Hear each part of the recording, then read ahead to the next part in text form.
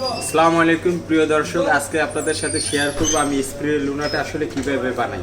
তো আসলে এটা প্রচুর গন্ধ। আমি প্রথম যেদিন খাওয়া দিছি আসলে খাইতে পারি নাই। তো এটা আস্তে আস্তে অল্প অল্প ট্রাই করতে করতে এখন আমি 1 গ্লাস 1.5 গ্লাস 2 গ্লাসও খেতে পারি। তো এটাই কীভাবে আমি রেডি করি এটাই আপনাদের সাথে শেয়ার করব। তো প্রথমে আমি 2 গ্লাসের মতো পানি নিয়ে নিছি ব্লেন্ডারের ভিতরে। এরপর দেবো আমি লেবুর রস।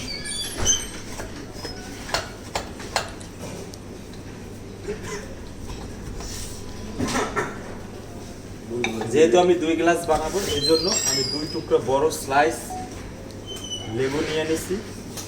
এর ভিতরে আমি এই যে লেবুর রসটা দিয়ে দিলাম। এরপর দিব আমি পিঙ্ক সল্ট।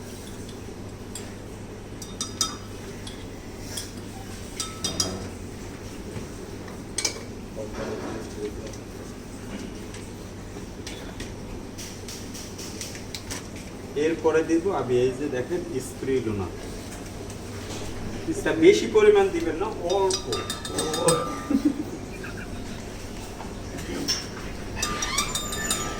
আমি যেহেতু বেশি নিতে পারি আমি 3 চামচের মতো দিব। এই যে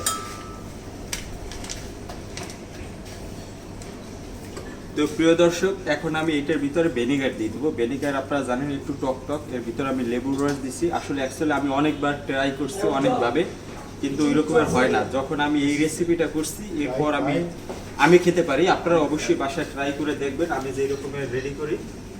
এই যে আমার একটা চোখের আন্দাজে আমি দিয়ে দেবো। আপনারা 1 গ্লাসের জন্য 1 স্পুন দিবেন, তাহলে 2 গ্লাসের জন্য 2 স্পুন দিলাম আমি।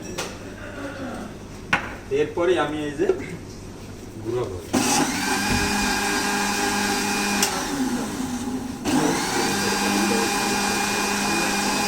যাতে স্প্রে লুনাটা পিঙ্ক সল্ট এটা যাতে প্রপার মিক্স হয় এই জন্য একটু অল্প, বেশি না অল্প পরিমাণে আমি ঘুরাই নিলাম। এরপর নেব আমি এই যে গ্লাস মিক্স হয় না রে মামা।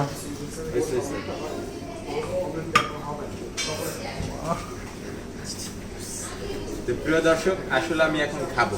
এই যে এটা আমার শরীরের যে হেভি মেটাল, এটা আমার ওই যে টয়লেটের সাথে কাল সকালে বের করে দিবে।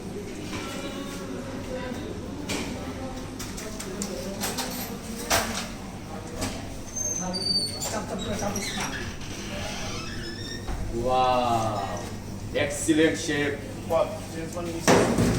অবশ্যই আপনাদের এক টানে খেতে হবে। আপনারা যদি অল্প অল্প একটু একটু করে নেন তাহলে কিন্তু খেতে পারবেন না। অবশ্যই এক টানে খেয়ে ফেলবেন। সবাই ভালো থাকবেন, সুস্থ থাকবেন। আল্লাহ হাফেজ।